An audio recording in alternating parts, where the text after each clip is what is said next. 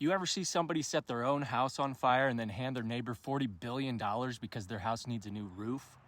Welcome to American trade policy. This is so crazy, just try to hold on. The U.S. slaps tariffs on foreign goods, claiming it will protect American farmers. Sounds tough, right? Except now, those same farmers can't sell their stuff overseas because other countries hit us back. Reciprocated tariffs. That's econ speak for they flipped us the same middle finger. So our beef and soy exports tank. Meanwhile, Argentina jumps in and fills the gap in the Chinese market. They loosen export taxes, flood that market, and start cashing in. And what does America do? We give Argentina a $40 billion bailout. $40 billion. To stabilize their economy. So now we've literally bailed out our own competition while American beef producers and farmers suffer. But wait, we're not done there. After bailing them out, the U.S. signs a deal to import Argentinian beef. That's right.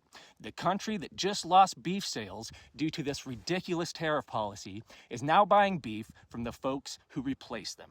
And when American ranchers complain, Trump offers them another bailout, similar to the 2018 bailout of $12 billion. What prompted the 2018 bailout? The same damn thing. Overly aggressive tariff policy by Donald Trump. Okay, so where's this money coming from for the new agricultural bailout? This is where it gets fun. From the tariffs the American consumer is forced to pay that started this whole thing to begin with. That's the loop. Tariffs hurt farmers and the working class. Bailouts reward rivals. Imports undercut ranchers. Then another bailout to fix the mess by the last one. Paid for by the American consumers getting charged for the same tariffs that launched this downward spiral in the first place.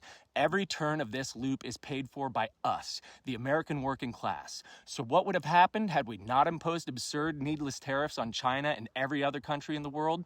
Nothing. None of this would have happened. We would be fine and inflation would have been down to the Fed goal of 2% by now. They call it trade strategy. I call it the dumbest game of buy high, sell low in world history.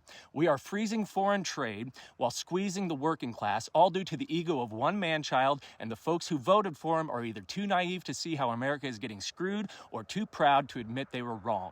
Folks, we can get through this easily if the administration would just acknowledge that tariffs are a tax on the American people and the working class and working poor are getting strangled while the top 1% gains more wealth than any other time in American history.